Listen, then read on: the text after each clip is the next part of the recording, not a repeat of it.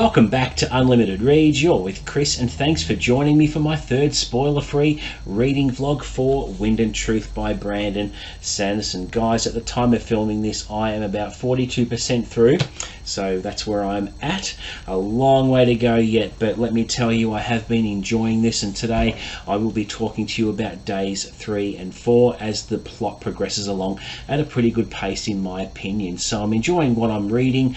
The character development is fantastic. There are a few standouts for days 3 and 4. The main one is getting a glimpse in a bit more detail in the spiritual realm, where currently Navani and Dalinar are undertaking their mission and trying to achieve their goals. Shallan is also there at the moment, and it's just really interesting because we get a glimpse of the history of Roshar, and it's going to be very pivotal because the people of Roshar, more so the monarchies and things like that, they've been led to believe something that may not be true. So in order to get to the truth on certain things, access has to be made to the spiritual realm to look at these events from the very distant past. And I find this aspect of the book is very fascinating to me, because history says something but the actual facts are something else. And I really like that. Now, in days 3 and 4, we have several main plot lines. Of course, we have Kaladin and Szeth working together, strangely enough, as Szeth undergoes his own quest or mission in Shinovar to cleanse Shinovar in a certain way. We're also getting a really good insight into Szeth's past, which is what everyone's been craving since the Way of Kings, because we haven't known anything about Szeth's past or backstory, and we're getting it here on how he came to be like he is and things that happened to him when he was a child and the rite of passage he went through. It's just been really incredible. We also have Adolin, who is currently in Azamir helping Emperor Yanagorn with an influx of enemy Parshendi or Unmade or Fused. They come under different names as the books progress.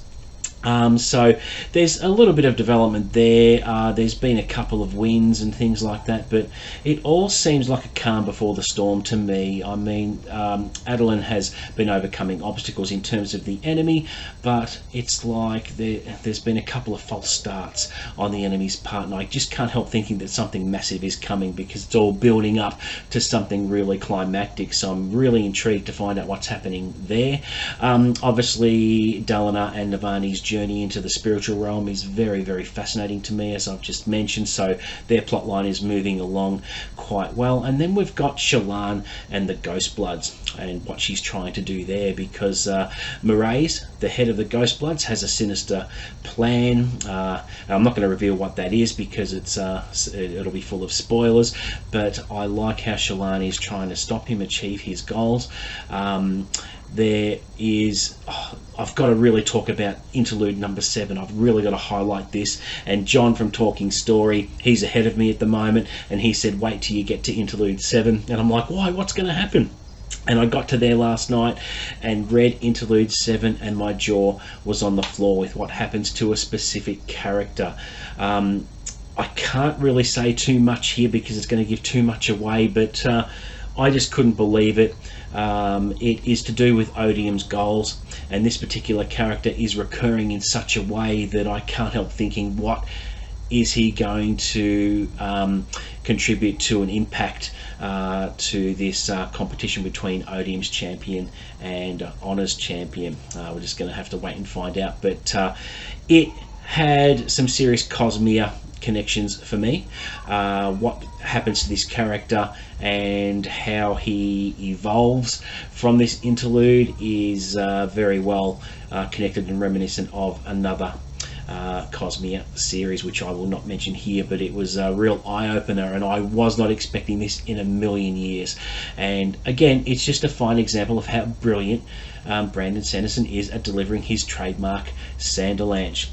Yeah, look, I'm well into day 5, which is advancing along pretty well. So I've still got a long way to go, but I am enjoying it, and I'm not moving through it as quick as I would have with the previous Stormlight books, because I have mentioned before that all through this year I knew that I wanted to get to this point and be ready for Wind and Truth for when it got released. So there was a little bit of pressure on myself to read everything I could in the Cosmere, particularly the Stormlight Archive books, and even though I did absorb them pretty well, I feel like I was under pressure and I was under a race against time to get to this point. Now that I'm here, I'm just enjoying it.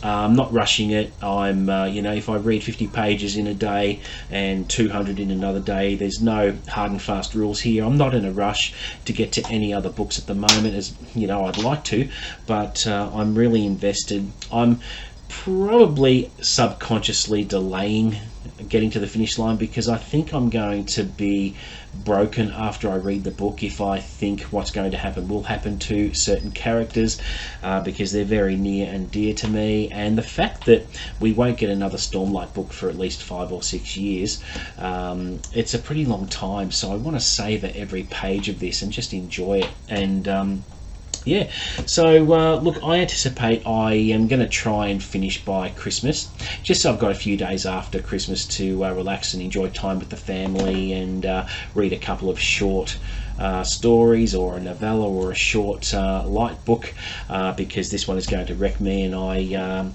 it wouldn't be a stretch of the imagination to say that I may end up with a book hangover if traditionally a Brandon Sanderson book, the last third of the book is absolute chaotic, and I just have to drive myself to the end. So I think I'm going to finish the last third of the book very quickly than the rest of the book put together. So I'll be sure to let you know my thoughts and impressions when I talk to you about day 5 and 6. I'll do those together, so it might be another few days before I get there, but I can't wait to share my thoughts with you. So thank you very much for sticking with me for another vlog video, and if you like my videos, please consider subscribing, and until the next video, guys, happy reading.